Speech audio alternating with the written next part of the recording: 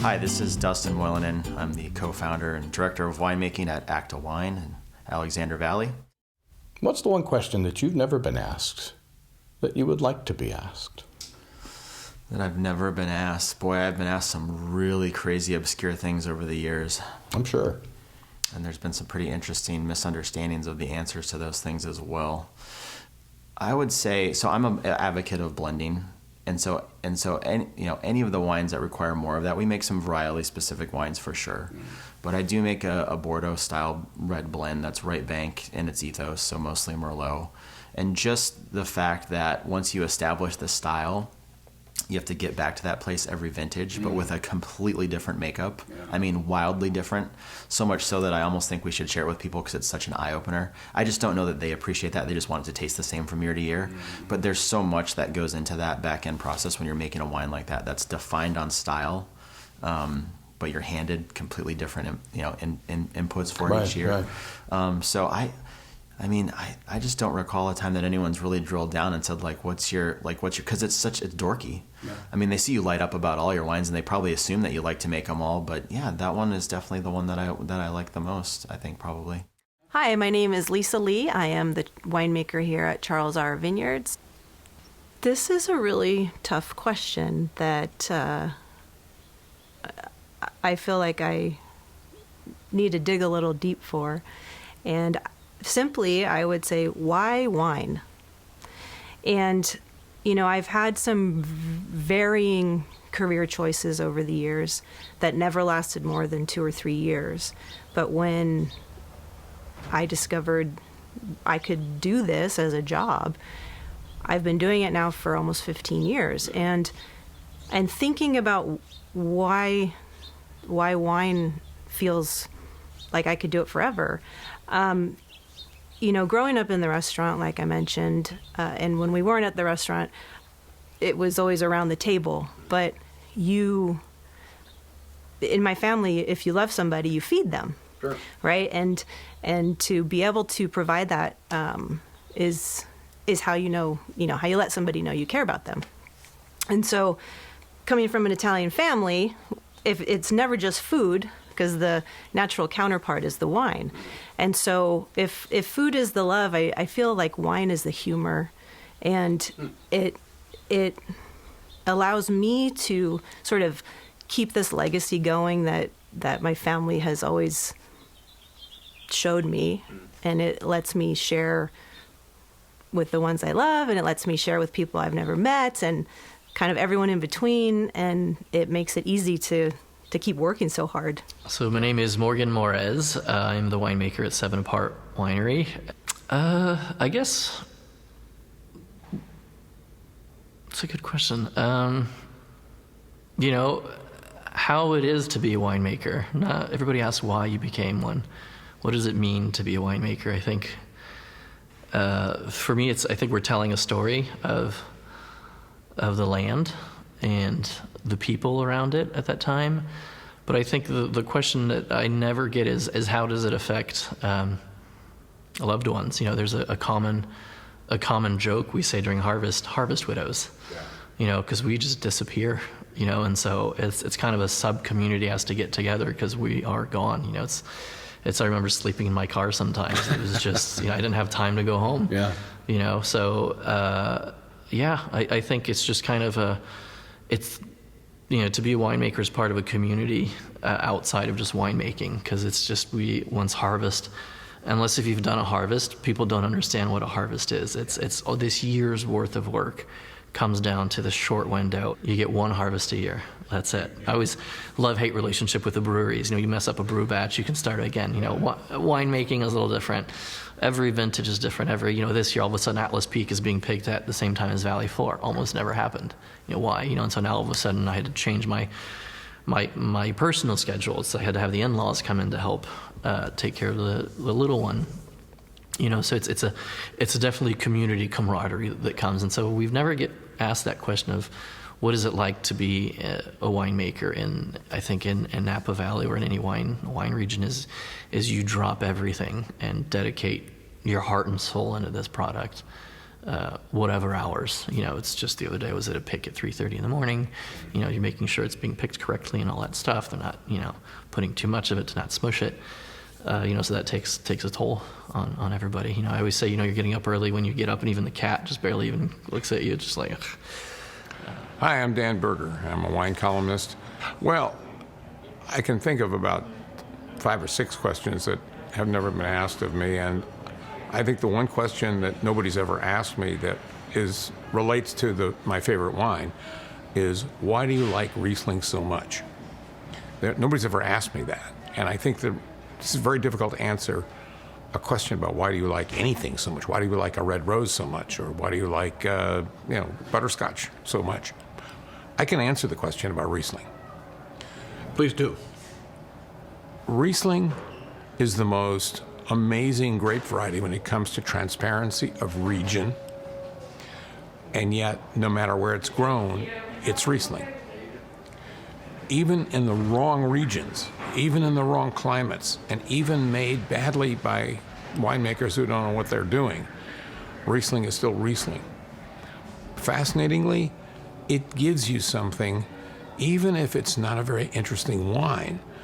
It relates to the grape variety, which is probably the most malleable of all the grapes. It's, as a white wine, it's going to be limited by the fact that, well, people say it doesn't age because it's a white wine, and if you want an aging wine, you buy red. I've got 35, 40-year-old bottles of Riesling in my cellar that are better now than they were when they were released. My cellar is loaded with dry Riesling. I don't know what to drink every day, except I go downstairs and there's always a bottle of Riesling looking at me saying, it's time. And I just get so excited. Like a week ago, I drank a 2002 Peter Lehmann Riesling, which was, well, obviously 21 years old. Barely old enough to drink, but I drank it, and it was phenomenal. I drank it with some people who really understood Riesling, and they said, "Oh my God, this is one of the greatest wines of all time." I said, "No, it's not, but it's a good example of how great Riesling, when it's aged properly, can take on astounding characteristics." Now, I'm not suggesting that everybody's going to like it. It had a little trace of petroleum. Some people would say, newcomers would say, "Oh, it smells like a refinery. I'm not going there." Oh, fine, give it to me. I'll drink it, because that's exactly what a good old Riesling will exhibit. Shows you that wine evolves and becomes better. The one wine that I had most recently, the 2020 vintage of Pusey Vale from Australia, from Eden Valley. Phenomenal wine, sells for around $25 a bottle. It's absolutely a smash bargain if anybody wants a great Riesling. Pusey Vale 2020, and it's dry. It's almost all Australian Rieslings are dry. This is my favorite hobby right now, is collecting Riesling and drinking Riesling, and most people think that I'm a little nutty, but hey, that's all right. Hey there, I'm Brian Callahan, the owner and general manager at Crux Winery.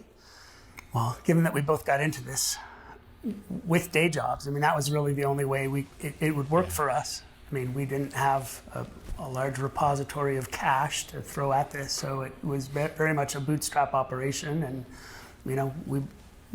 we both held day jobs to make it work.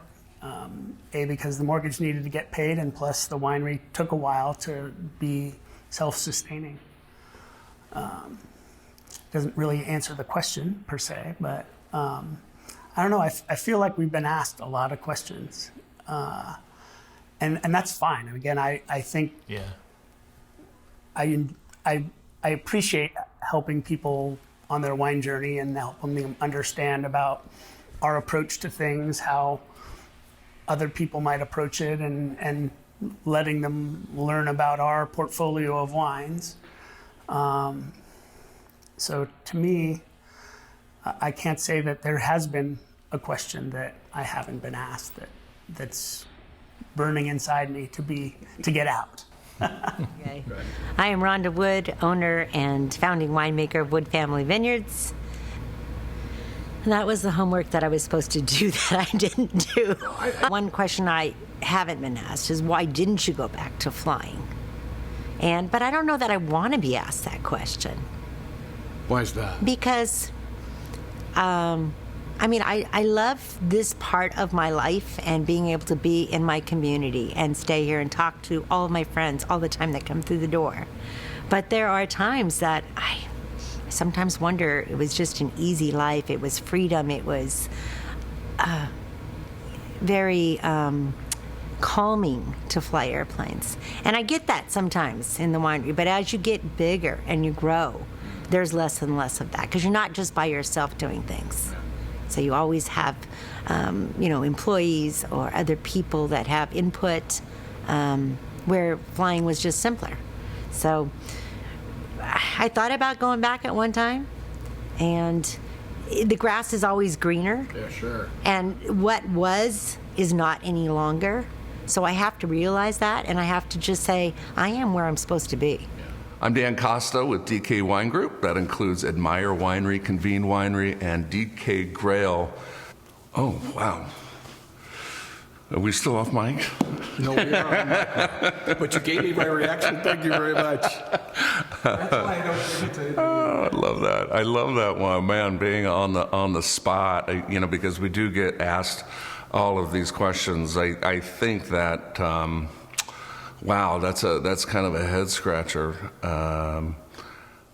I think a lot, no one really asks what else do you want to do after this, right? I addressed it earlier with you. I kind of like to stick with Pinot Noir and Chardonnay, but if there was, maybe a desert island wine or this, that, the other, which I don't even know the answer to that. Here's one thing that concerns me, and I would love to get into a discussion about this because it never happens, and I'm getting to a certain age. I'm almost 53. I would love to have a discussion about, okay, at what point does this whole thing, whether our palate, it starts to not really be as sharp as it was before? At what point do we kind of sit back, enjoy the fruits of our labors, and not be so analytical about the wines? It's my job to be that analytical. I'm going to do it, but a lot of times I like to go camping with a bottle of whatever it is and not have to have it be the conversation piece. And I'd like to have that discussion just being of a certain age because I'm not geeking out as much as I used to. I mean, I do, I have to. That's what this business is. But I would love to have that discussion about when someone retires, what is it in the wine industry? What does that mean? Do you ever retire? A winemaker in Finger Lakes once said to me, "It's not too often you meet an ex-winemaker." Yes, right. I think that's a very heavy statement. Yeah, it really is. It really is. And my dad's still around. He's 85, and he still enjoys his wine, but he understands that his palate's not as sharp as it. And he's totally okay with that. He just enjoys the concept of wine, the stories behind a certain wine, rather than getting into a tasting wheel. My name is Alexandra Henkelman. I am the co-owner and co-winemaker here at Omega Road Winery. There are some standards that people ask. How did you get started? What got you into wine? What's your favorite wine? But the one question that I've never been asked is, why do you keep going? Because we know that the wine industry is notoriously challenging. And on top of that, being an entrepreneur is challenging. We don't have corporate backing. We don't have investors, especially. Like, it is very much a family team. And so why do we keep going? Why do you? I mentioned, for me, wine, it has always been more than the taste or the terroir. I love those things. I geek out on those things. But it's more than that. And for me, wine is about connection. And so the moments that it's hard are the moments I remind myself of one of our club members who bought a bottle of our wine to share for a special occasion, their dad's 70th birthday. Or the people who stumble in and they're reconnecting with a friend and they sit for hours over a bottle of wine and just catch up on life. Or the moments when you want to celebrate a promotion, or I don't know, an engagement. We've had club members go from dating to engaged to married. We're helping a couple celebrate their rehearsal dinner this week. Getting to be a part of those moments is such a beautiful thing. And so for me, it is this beautiful and incredible balance of science and art and people. And the fact that I get to do that, I don't know how I could walk away from that. I'm Eric Titus with Titus Vineyards. I guess, one of the things that, and again, this is going to be roundabout, but, still kind of come around to is like, what, you get asked, why are you in the wine business quite a bit? How did it happen? And I guess, part of it is like, what do you really get out of it? And I guess in the end, and it took me a while to kind of realize that more than anything else, I wanted to be in the wine business. I didn't want to be in one specific sector of it. I like to be able to embrace the whole business, the whole industry, I should say, every aspect of it. And so it really comes down to, what I really wanted ultimately was to own a wine business, and that could come in many ways. And the grape growing wasn't, I enjoy it quite a bit. It wasn't something that I came here thinking like I want to be a vineyard manager. I want to just get my feet dirty the whole time and dirt under my fingernails. That's fun. As far as the winemaking aspect of it, I got a strong background in chemistry and biochemistry, going way back. That's what I studied all through college and graduate school. So I actually thought it would be a natural. I think I was maybe chemistry'd out by the time I got to be of a certain age and more interfacing with it. I did an internship, which actually kind of bored me. So it's like, but not enough to be a deterrent. It was like, I don't want to just be focused on that aspect the whole time. I don't have a sales background, but I certainly learned it pretty much the same way everybody else did. Selling wine back in the 90s, it's very different than it is now. And we've all just sort of felt our way through it and figured it out as we went. And but you bring all those together, and then it's fulfilling, then it's gratifying. And having the wine business where, I've got several employees who all have their areas of specialty, and they report back to me on that. And just being able to form that whole entity, that's where the gratifications really come as far as being in this business. And when I backtrack to 25 years ago, when kind of starting out, working for another winery wouldn't, or just another entity, a broker or something like that, that would not have been fulfilling at all. And it really kind of came down to, this is the one place that I really felt that the niche that I wanted to be in this industry. Joe Juniper, Vermilion Valley Vineyards, co-owner, winemaker. Probably why Ohio? For a young guy to be in this business, we've had a lot of talent leave the state of Ohio. People are going to greener pastures. They're going to California, going to Oregon, going to Washington, going down to Virginia, North Carolina. Perhaps there's a little bit more money in those regions. Perhaps it's a little easier path. And although, like I said earlier, we have a lot of great pioneers in the state of Ohio, I certainly will never take credit for everything that we are accomplishing, because I've had great mentors along the way and continue to have great mentors. But I love the state of Ohio. I love the path that we're putting forward. I love that we are able to build something here. We can be a part of something here. Sorry, this is my wife. Oh, hi there. We can be a big fish in a small pond. It's not all about ego. It's not about arrogance. But we can be something to the state of Ohio. I can be something more than a number, that I would be out in California. There are many impressive people, coming out of California, coming out of Oregon. And perhaps I could be one of those impressive people. But I know what I can provide to the state of Ohio going forward. And a path forward, stepping on the stepping stones of our pioneers, Nicholas Longsworth back in the 1800s, Nick Ferrante, Tony DeBevics of the world, and even younger folks like Matt Meineke, Bill Holden, people producing phenomenal wines in the state of Ohio. I want to be a part of that. I want to continue to be a part of that. And I want to continue to impress the world for having an abnormal place, abnormal wines, and taking that forward. Matt Meineke, owner, operator, winemaker at M Cellars here in Geneva, Ohio. Well, that is a tough question, but I would say we don't get asked why we grow a lot of the obscure varieties. So that is, go ahead, you can ask. Why do you grow these? Why do we? Very original question, yeah. Thank you. We do it just to be different. I mean, we like something unique. You can get the same thing everywhere, and I think it adds a lot of value to our own production, and it's interesting. We got to be different, got to be interesting, and most importantly, it has to be good.